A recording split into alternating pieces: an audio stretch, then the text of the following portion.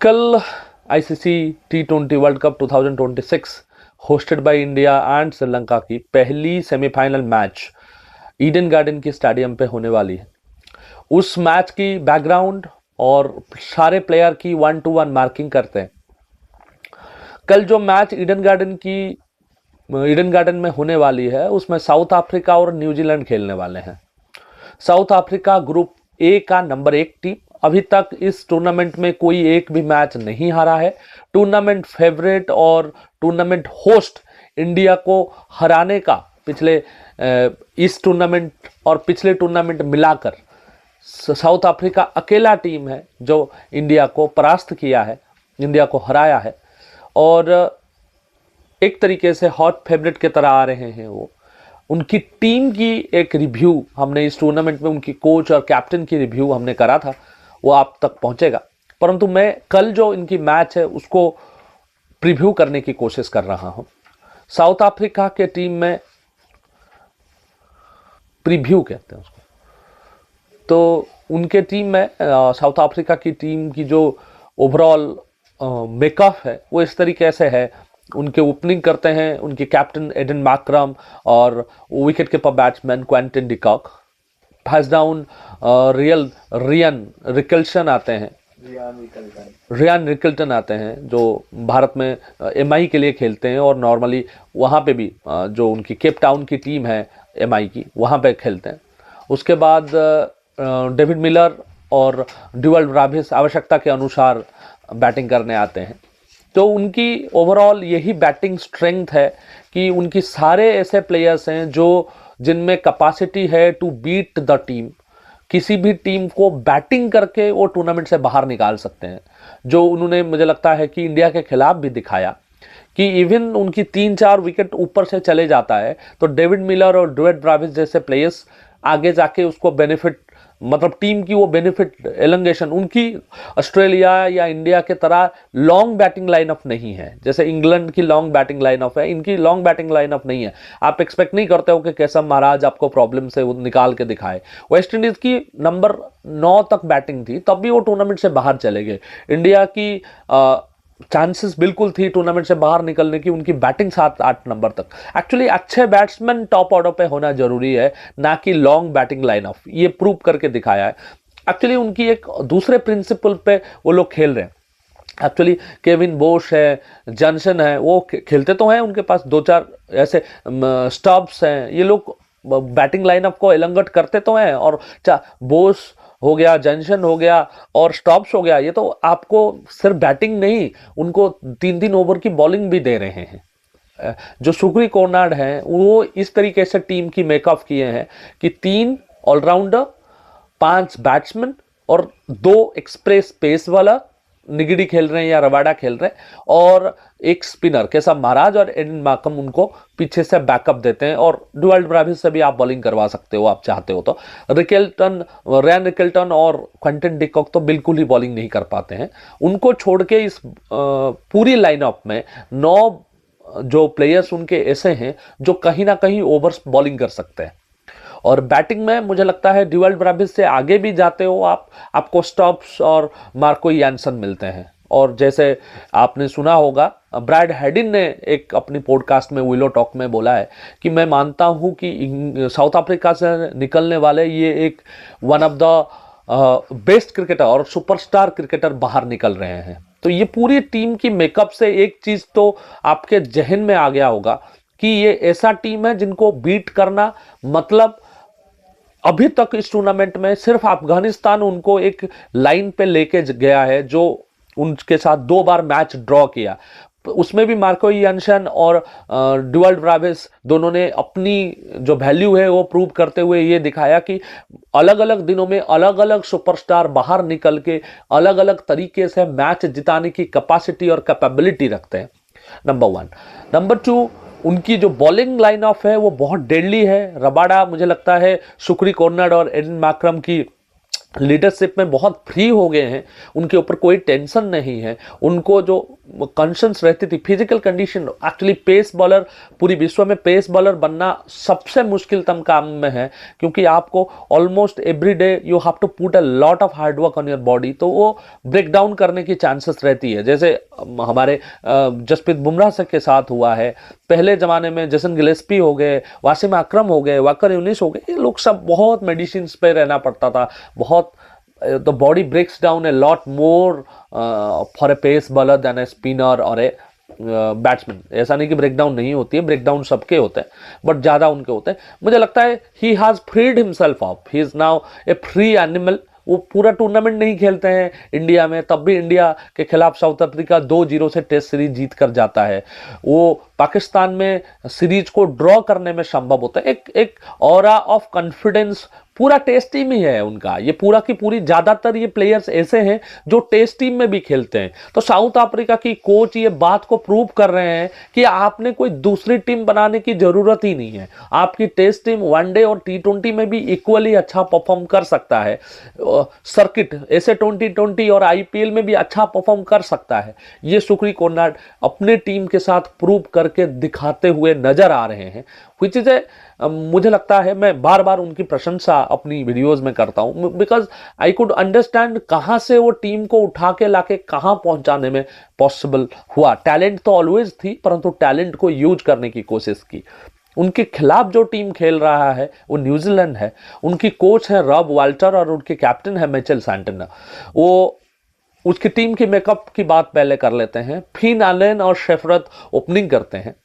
Number 1 पे Daryl Mitchell को वो लोग उतार रहे हैं। डैरिल मिचेल हैं, फिलिप्स हैं, उसके बाद रचिन रविंद्रन खेल रहे हैं। रचिन रविंद्रन स्पिन बॉलिंग खेलने के लिए एक्सपर्टीज है उनका। डेविन कॉनवे टीम में हैं, परंतु अभी इस समय खेल नहीं रहे हैं।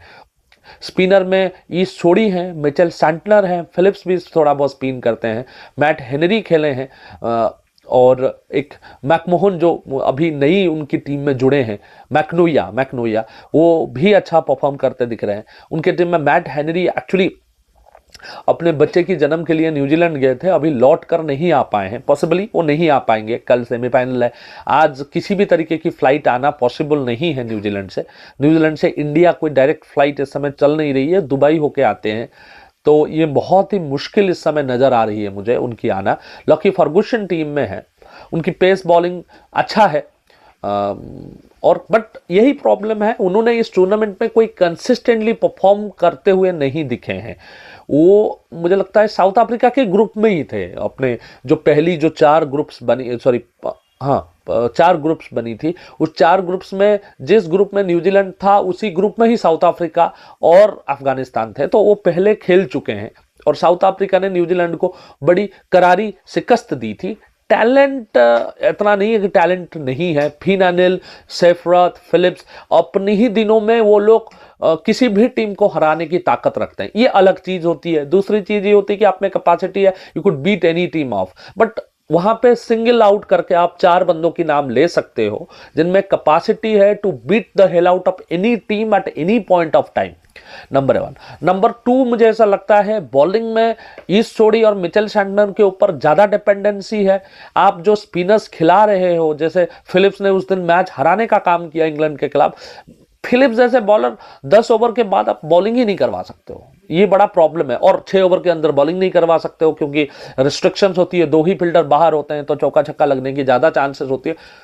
इस टेरेबल दैट जो फिलिप्स जैसे प्लेयर्स को डेवलप नहीं करा जा पा रहा है। He was a wonderful spinner, बहुत अच्छा स्पिन करते हैं, बट जिस तरीके की पिच ईडन गार्डन से, टॉस आप हारते हो तो आप फिलिप्स को बॉल ही नहीं पकड़ा सकते, वो फील्डिंग ही करे ज्यादा ठीक है, क्योंकि थोड़ी सी ड्यू के साथ बॉल जब ग्रिप करना मुश्किल हो जाएगा, बहुत मारे जाएंगे। और क्विंटन डिकॉक तो ये लंबा समय तक केकेआर के लिए खेले हैं, ऐसे तो एडन मैकरम भी इस तरीके की पिचेस में खेलने, वो पूरा का पूरा टीम। आप मुझे लगता है कि केशव महाराज भी खेला, यस केशव महाराज ने भी खेला है, जो जिसको बेबी एबी कहते हैं अपने डिवाल्ड ब्राविस के साथ भी यही है। वो भी यहाँ पे IPL में ही वो ज़्यादा फेमस हुए।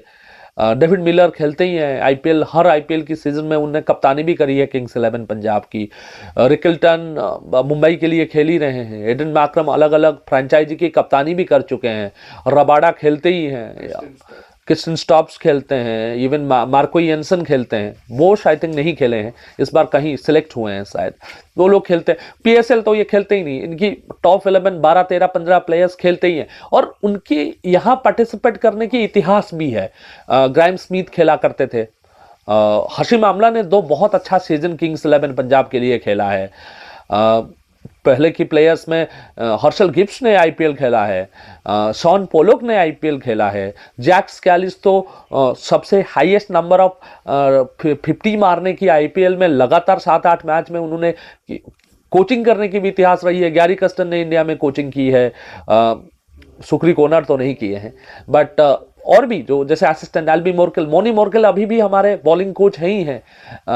रियान टेन डोस्टेट वो साउथ अफ्रीका मूल की व्यक्ति हैं जो भारत की असिस्टेंट कोच है इस समय पे। जैक स्कैलिस ने कोचिंग करी है। शॉन पोलोक ने मुंबई इंडियंस की कोचिंग करी है। मार्क बाउचर ने भी कोचिंग करने का काम किया है, one of the best wicket keepers in the world. बहुत सारे उनके साथ हमारी क्रिकेट की, एक्चुअली वो क्रिकेट से जब बाहर थे 1991 में अपार्थाइड के कारण, जगमोहन डालमिया ही ट्राई करके उनको लेके आए थे और ईडन गार्डन में ही उन्होंने 1991 में पहली मैच, अपार्थाइड के 20 साल की अपार्थाइड के बाद पहली मैच उन्होंने ईडन गार्डन में ही खेला था। तो हिस्टोरिक टाई है इंडिया और साउथ अफ्रीका की।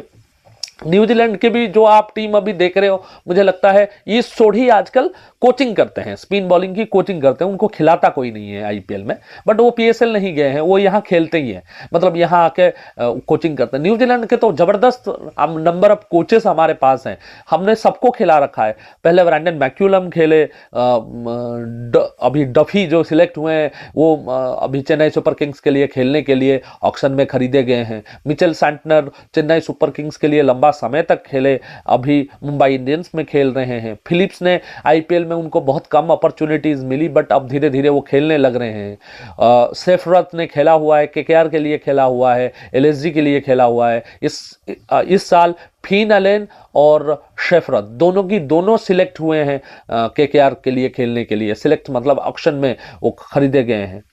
और मैट हेनरी ने भी आईपीएल खेलने का काम किया, सऊदी ने खेली। ट्रेंट बोल्ट आज भी खेलते हैं टीम में, वो नहीं है आज के टाइम में। उनके जो ब्रैंडन मैक्यूलम एक तरीके से सुपरस्टार थे आईपीएल के। तो ये लोग उनकी टीम की कल्चरली वो बहुत, रचिन रविंद्रन वो तो इंडियन है, वो चाइना बोल रहा हूँ, चेन्नई से वो बाहर निकल के गए हैं। चेन्नई में आज भी उनकी ग्रैंड पेरेंट्स रहते हैं। लोग कहते हैं कि उनका नाम जो है सचिन प्लस राहुल, रचिन इस तरीके से पढ़ा है। राहुल द्रविड़ प्लस सचिन तेंदुलकर, रचिन पढ़ा है। परंतु वो ज़्यादा, उनकी बैटिंग देख के लगता है वो ज़्यादा सचिन से प्रभावित है।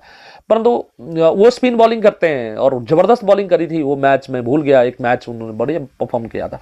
रचिन रविंद्रन को चेन्नई सुपर किंग्स ने खरीदा भी था, आई थिंक इस बार भी खरीदा है। तो उनका फ्यूचर वो देख रहे हैं, सीएसके के अंदर अपना फ्यूचर देख रहे हैं।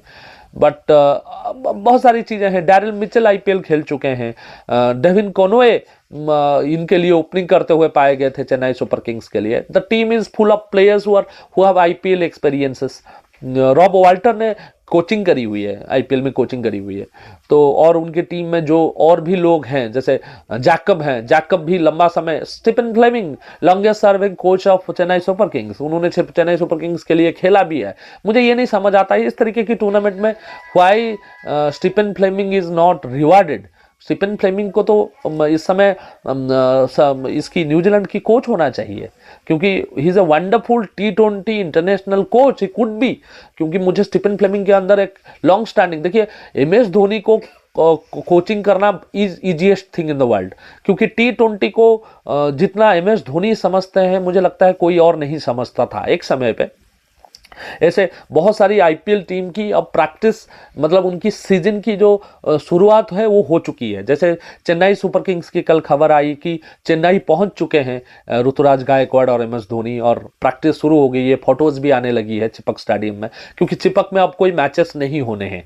एक सेमीफाइनल कल जो है वो ईडन गार्डन में होने वाला है। उसके अगले दिन 5 तारीख को इंडिया वर्सेस इंग्लैंड जो है वो अब वानखेड़े स्टेडियम में होने वाला है, और फाइनल मैच अहमदाबाद में होने वाला है, prime minister Narendra Modi cricket stadium में होने वाला है। तो खत्म हो गया, मतलब ये टूर्नामेंट की एंड मैच वहीं होना है, तो फिर एक तरीके से दूसरे जो ग्राउंड है वो खाली हो गए हैं, तो दूसरे लोग अपनी, जैसे मैंने सुना राजस्थान नागपुर में प्रैक्टिस कर रहा है, पुणे में मुंबई इंडियंस की कैंप लगी हुई है, ऐसे एलएसजी की कैंप मुझे लगता है कश्मीर में, जम्मू में उन्होंने शुरू कर दिया है। तो हर टीम अपनी प्रैक्टिस सेशन शुरू कर चुका है, क्योंकि अब वर्ल्ड कप की इमीडिएट बाद उसकी और तैयारी शुरू हो जाएगी, तो एक थिक एंड फास्ट क्रिकेट की एक्शन आएगी। तो ये सारे प्लेयर्स, कल किसी से बात हो रहा था, वो बोल रहे थे इन लोग को जाना क्यों है, वो जिम्बाब्वे के प्लेयर तो समझ आती है कि वो अपना घर जाना चाहते हैं, ज्यादातर तो टीम में ऐसे प्लेयर्स हैं जो आईपीएल में खेलने वाले हैं, वो एसेंशियली इस प्रॉब्लम में, दुबई में कुछ भी हो रहा है, इंडिया को कोई प्रॉब्लम नहीं है, क्योंकि जो जिनको कॉन्ट्रैक्ट भी नहीं है वो बीसीसीआई हर टीम को बोल देगा ये 2-2 प्लेयर प्रैक्टिस प्लेयर रख लो, क्योंकि यहाँ से प्रैक्टिस करके बहुत लोग बहुत कुछ सीखते हैं। बहुत ही एक क्रिकेट को ग्लोबलाइज करने का काम जो है इंडियन प्रीमियर लीग ने करा, ललित मोदी ने जो प्रोडक्ट शुरू करी थी, और वो वर्ल्ड कप की ईडन गार्डन की मैचेस में दिख रहा है। अब साउथ अफ्रीका जीत कर फाइनल जाता है तो अहमदाबाद स्टेडियम में वो 5 मैचेस खेल चुके हैं, उनके लिए वो होम ग्राउंड हो चुके हैं। इंडिया जाएगा अहमदाबाद तो शायद उसको लगेगा कि हम किस पिच पे खेलने चले आए, क्योंकि पूरा हमने 10-12 हजार किलोमीटर इधर उधर घूम के हमने मैचेस खेली है। अभी अहमदाबाद फाइनल का पिच ज्यादातर साउथ अफ्रीका का होम ग्राउंड माना जाएगा। देखिए, आप मैन टू मैन मार्किंग करोगे, जिस तरीके की क्रिकेट इस टूर्नामेंट में लोगों ने खेला है, मुझे लगता है साउथ अफ्रीका इजीली क्वालिफाई करना चाहिए फाइनल में। बट एक्स फैक्टर यहाँ पे फिलिप्स और शेफरत और अनिल, जो क्या कहते हैं उनकी जो फिन अनिल हैं वो और सेंटनर हैं, ये लोग कुछ तरीके से गजब की परफॉर्मेंस कर देते हैं जो अभी तक वो करने में सक्षम नहीं हुए हैं। तो न्यूजीलैंड उनको हरा सकता है, और न्यूजीलैंड गलती से साउथ अफ्रीका को हराता है तो वो इस टूर्नामेंट के फेवरेट बने रहेंगे। मुझे लगता है कल की प्रीव्यू में इतना ही है। नमस्कार।